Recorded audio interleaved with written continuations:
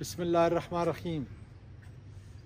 آج کا میرا یہ ویڈیو پیغام مختصر پیغام اسلام آباد کے چیف جسٹس عامر فاروق صاحب کے نام ہے کہ جسٹس صاحب، آپ ہمارے پاکستان تحریک انصاف کے کیس نہ سنا کریں۔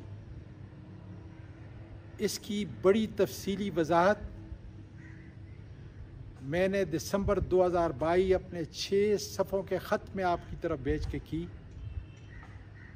اور میرے قائد عمران خان نے ہر اپنے بیان سے آپ سے گزارش کی کہ آپ سے ہمیں انصاف کی توقع نہیں مل سکتی، اور اس کی واحد مثال کئی اور مثالوں کے علاوہ کہ 9 مئی کو عمران خان کو آپ کی عدالت سے غیر قانونی طور پر ریڈ کر کے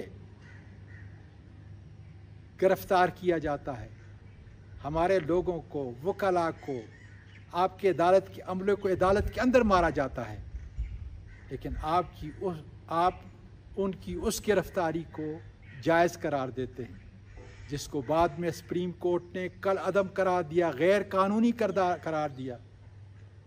اور اس کے بعد دیکھ لیں کہ جج دلاور کے فرسودہ جیلی کیس کے اندر ان کو سزا ہوتی ہے،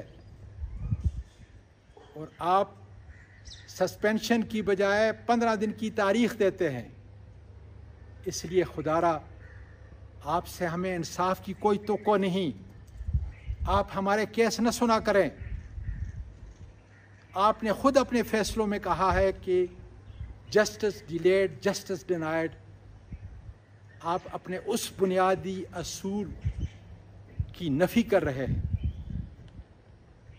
میں آپ کو یاد دلاؤں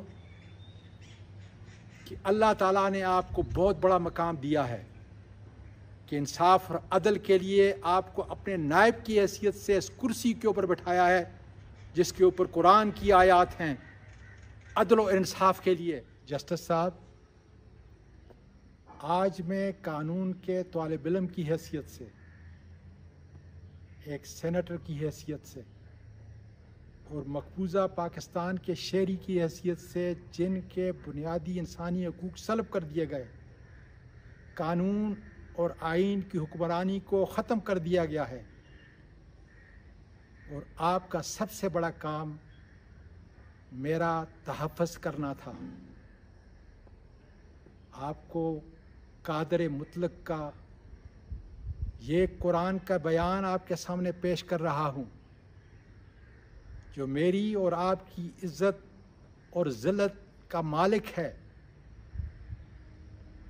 انا الینا ایابہم ثم انا علینا حسابہم، کہ اس کی پکڑ بڑی سخت ہے، مجھ سے اور آپ سے ضرور حساب لے گا۔